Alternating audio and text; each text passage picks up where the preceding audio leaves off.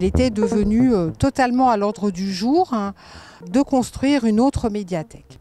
En centre-ville de Saint-Dié, il y avait ces bâtiments, le commissariat de police, le tribunal de grande instance, la chambre de commerce, qui étaient désaffectés depuis un certain nombre d'années, qui faisaient partie du patrimoine labellisé patrimoine du XXe. Saint-Dié est marraine de l'Amérique. Le lien entre l'office du tourisme et la médiathèque va un peu de soi. Deux services, office du tourisme, médiathèque. Mais une entrée principale, c'est celle-là. Donc vous, public, vous allez rentrer par ici ou bien par l'autre côté, juste en face. Il y aura un jardin derrière, j'y reviendrai. Moins grand que celui qu'il y avait à Victor Hugo, pour ceux qui connaissaient, mais on conserve un jardin.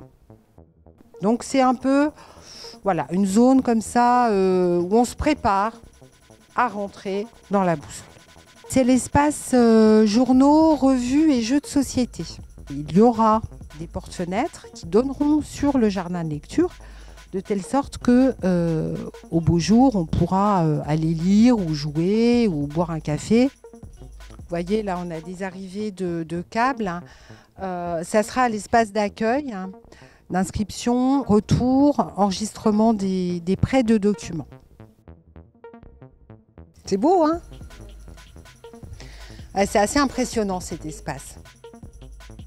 Cette verrière, elle tient sur 10 poutres qui ont été montées à 7,40 m de hauteur. Chaque poutre pèse 25 tonnes et demie.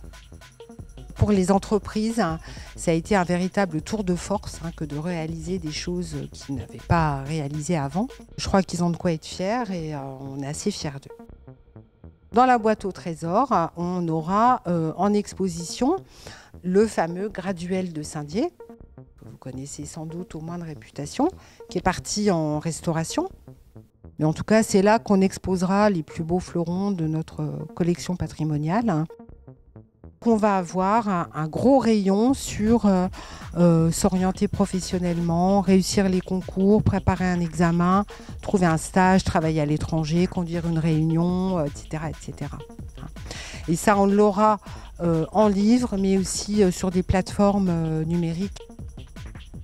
Il y aura une salle d'exposition avec une programmation, notre patrimoine écrit évidemment, mais aussi une exposition par an en partenariat avec la Bibliothèque nationale de France. Et nous aurons également un partenariat avec le musée de l'illustration jeunesse, pour pouvoir exposer des originaux d'albums, de bandes dessinées, etc. et faire des travaux, des ateliers avec les enfants dans le cadre de l'éducation artistique.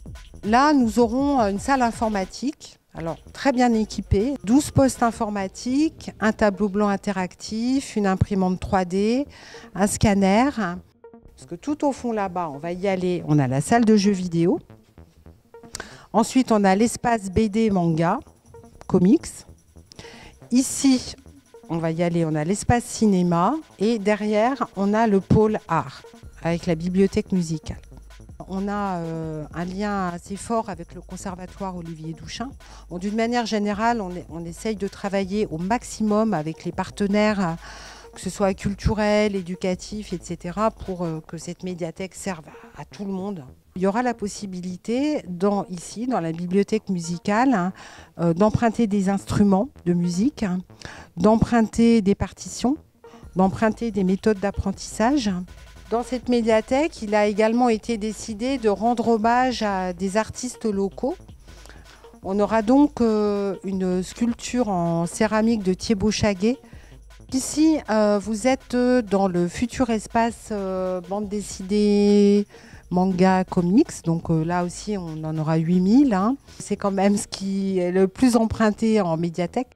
Alors, on arrive dans le domaine des enfants. Là aussi, il y a une petite boîte suspendue.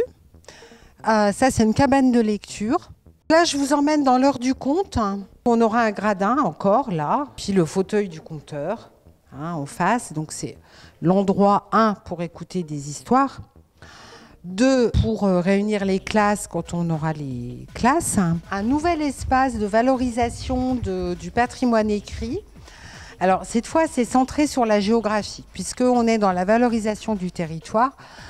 Saint-Dié, marraine de l'Amérique. Dans cette salle, il y a 110 places assises. On a un mobilier qui n'est pas fixe. Et donc l'idée, c'est que cette salle puisse servir aussi bien pour un concert ou une conférence aux figues que pour un petit salon, une formation. On pourra configurer la salle en fonction de l'activité.